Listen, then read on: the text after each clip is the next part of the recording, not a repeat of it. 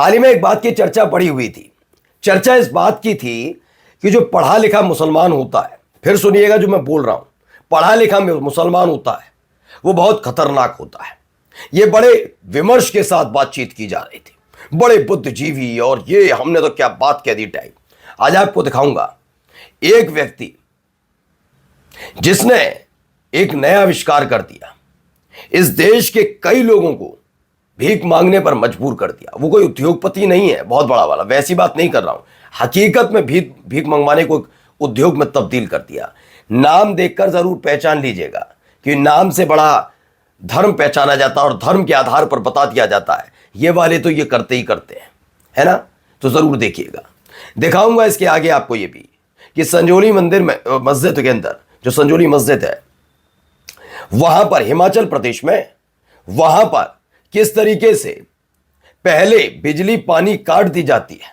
और ये सब उस जगह होता है जिनके बड़के वाले नेता दिन रात मोहब्बत की दुकान खोलने की बात करते हैं, लेकिन वो बीजेपी शासित राज्यों में ही खुलेगी क्या, क्योंकि अब सारी हदें पार कर दी गई। मस्जिद के अंदर क्या कुछ हुआ है वो भी देखिएगा और सरकार चुप्पी साध कर बैठी है।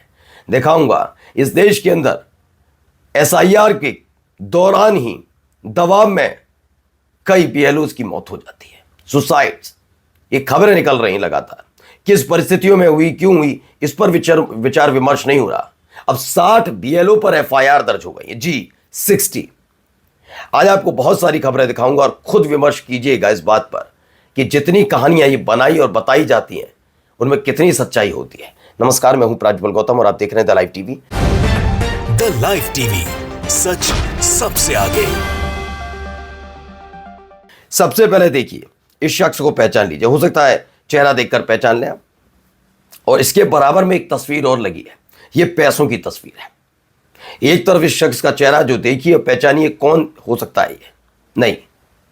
नहीं है ये कुरान पढ़ने वाला नहीं है, ये मस्जिद जाने वाला नहीं है, ये जैन साहब है। और इधर देख लीजिए इतना सारा पैसा, क्या हुआ इसके साथ। लखन मीना का दावा है मिलिए भरत जैन से। भरत जैन भाई मुंबई में पहले खुद भीख मांगता था, अब 18,000 भिखारियों की फौज खड़ी कर दी। महीने की कमाई 7 करोड़ रुपए। भिखारियों को शेल्टर, खाना देता है, बदले में 20% हिस्सा वसूलता है। घर से 460 करोड़ कैश बरामद हुआ, 460 करोड़ रुपया कैश। 8 विला, 8 लग्जरी फ्लैट, 2 बेशकीमती बंगले, 22 करोड़ का नया घर लेने गया तो पकड़ा गया। आईआईएम कोलकाता का पढ़ा लिखा बंदा है ये, देख लीजिए। पढ़ा लिखा मुसलमान बड़ा वो होता है ना, आतंकवादी और ये सब, और बड़ा खतरनाक होता है। इसने बहुत अच्छा काम किया, इसने 18,000 और लोगों को भीख मांगने पर मजबूर किया और उसको एक उद्योग के तौर पर स्थापित कर लिया। इसका जवाब कौन देगा, इस पर विमर्श नहीं करना है ना, इसके बारे में बात नहीं करनी। बात तो हमें सिर्फ मुसलमानों के बारे में करनी है, दिन रात उन्हें कोसना है, क्योंकि उनको कोसो तो उतनी ही ज्यादा तिहाड़ी बनती है। चलिए, न्यूज़ 24, धर्मांतरण संशोधन विधेयक लाने की तैयारी में छत्तीसगढ़ सरकार। कभी ये काम नहीं कि छत्तीसगढ़ को और कैसे विकसित किया जाए, काम यही करते रहे। मैं ये नहीं कह रहा एक जरूरी नहीं, करिए, ये सब करिए, लेकिन इसके साथ आगे आकर अगर थोड़ा विकास की बात कर ली जाए तो वो नहीं करनी। विधानसभा के आगामी शीतकालीन सत्र में धर्मांतरण संशोधन विधेयक लाने की तैयारी में सरकार है। गृह मंत्री विजय शर्मा ने इस सत्र में विधेयक लाने की पुष्टि कर दी। विधेयक के ड्राफ्ट के मुताबिक धर्म बदलने के 60 दिन पहले फॉर्म भरकर जिला प्रशासन को सूचना देनी होगी। सूचना समाप्त। अब आते हैं, बात आज बीजेपी के शासित राज्य की नहीं है, जरा यहां पर भी देखिए। संजौली मस्जिद में हिंदू संगठन ने नमाज पढ़ने पर लगाई रोक। नमाज पढ़ने पर रोक लगा दी गई है। किसने? संजौली मस्जिद में नमाज पढ़ने पर हिंदू संगठन ने। मैं नहीं लिख रहा, सलाम टीवी, जी न्यूज का एक हिस्सा है सलाम टीवी, उन्हीं का पार्ट। उन्होंने ये बताया है कि हिंदू संगठनों ने नमाज पढ़ने पर संजौली मस्जिद में रोक लगा दी। पहले हिंदू संगठनों ने किया, फिर सरकार ने इसे आधिकारिक कर दिया कि हां भैया रोक है। क्यों? और उधर इधर घूम घूम के वो राहुल गांधी हैं, वो कहते फिरते हैं कि मोहब्बत की दुकान और वो ये रोका जा रहा है, वो रोका जा रहा है। अब आप देख लीजिए, हिमाचल कांग्रेस इन पर कार्रवाई क्यों नहीं करती, जो ये कह रहे हैं कि वो संविधान विरोधी है, या ये मान लें इनको छूट देकर सहमति है, देने की सहमति है। अब आइए एक कार्रवाई ये भी देखिए, ड्रोन से बाकायदा बनाया गया वीडियो, जरा देखते जाए। ये ड्रोन से बनाया गया वीडियो है। इसमें आप टूटता हुआ बड़ी एक आलीशान इमारत देख रहे होंगे। दरअसल इसे लेकर साहिल रिजवी है, उन्होंने ट्वीट किया, दावा है चीफ जस्टिस और चौथे दिन ये गाते फिरते कि मैंने बुलडोजर पर बड़ा फैसला दिया है, उस फैसले का क्या अचार डालें जब उसका पालन ही ना किया जा रहा हो। सुप्रीम कोर्ट के आदेश के बाद भी लगातार बुलडोजर चल रहा है। मुसलमानों के मदरसे, घर, दुकानें तोड़ी जा रही हैं, लेकिन कार्रवाई के नाम पर क्या? कितनी सरकारों ने आज भी बुलडोजर से तौबा की है। मैं ये नहीं कहता कार्रवाई नहीं होनी चाहिए, लेकिन एक बुलडोजर का प्रतीक जो होता था पहले ये कहा जाता था अवैध चीजों पर चल रहा है। अब बुलडोजर का मतलब ही मान लिया गया है एक समुदाय विशेष, और ये मैं नहीं कह रहा, ये अलग अलग जगह कहा जा रहा है। ठीक है, अब आइए अगली खबर।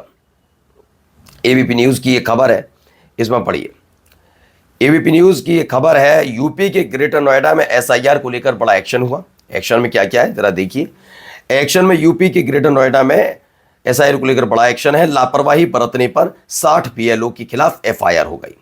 बीएलओ ने लापरवाही बरती, उन पर तो कार्रवाई कर दी, लेकिन जो दबाव बनाया जा रहा है, जो परेशान होकर अपनी जीवन लीला समाप्त कर रहे हैं, ऐसा आदेश देने वाले व्यक्ति के खिलाफ कब कार्रवाई हो, कब उसके खिलाफ एफआईआर होगी?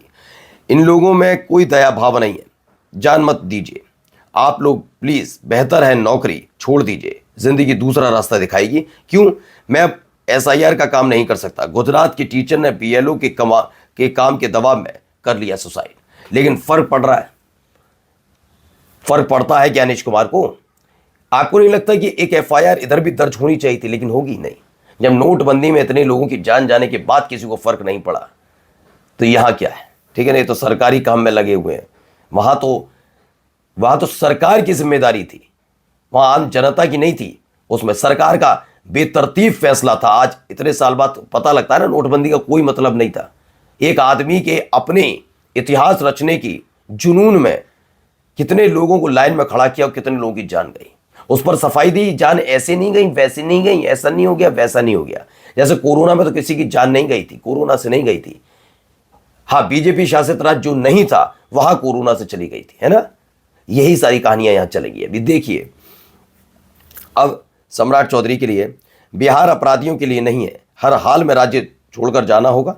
वही डायलॉग जो योगी आदित्यनाथ ने 2017 में बोला था, उसके बाद बस एनकाउंटर शुरू कर दो और बुलडोजर से घर गिराना शुरू कर दो, बाद में पता लगे क्या क्या नहीं होता उत्तर प्रदेश में। आज भी आप जाकर देख लीजिए। बिहार की नई विधानसभा में 130 विधायकों पर आपराधिक मुकदमे दर्ज हैं, जिनमें से 102 पर विधायकों पर हत्या का प्रयास और महिलाओं के गंभीर मामले दर्ज हैं। अब बताइए, इनमें से कितने अपराधियों को राज्य छोड़ना होगा? लेकिन अगर वो राज्य छोड़ गए तो सरकार कैसे चलेगी? आइए विजय सिन्हा भी देखिए। बुलडोजर, एनकाउंटर, संपत्ति जब्त, अधिकारी अपराधी जिस भाषा में समझे उसी भाषा में समझाएंगे। ओके, नई सरकार बनने के बाद ये सारी बातें कही जा रही हैं, इन्हीं के जरिए माहौल बनाने की कोशिश हो रही है। और जाते जाते जरा ये भी देखिए, अभी हम गौशाला में आए हैं और देखो सचिव साहब क्या कर रहे हैं। आप देखो सचिव साहब क्या कर रहे हैं, ये बहनों को बुला रहे हैं। ये देखो आप, हम गौशाला पे खड़े हैं। बहने कैमरा चल रहा है, बहने कैमरा चल रहा है, बहने कैमरा चल रहे हैं, बहने कैमरा चल रहे हैं। देखो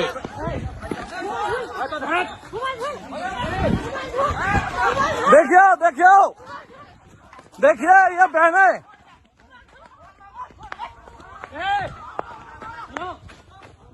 समझे क्या हुआ? मैं समझाता हूं। ललितपुर उत्तर प्रदेश की गौशाला की असलियत दिखाने पत्रकार साहब गए थे।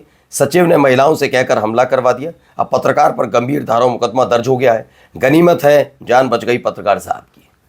वाकई गुंडे का लेवल पार है, लेकिन उत्तर प्रदेश में रामराज है। नमस्कार।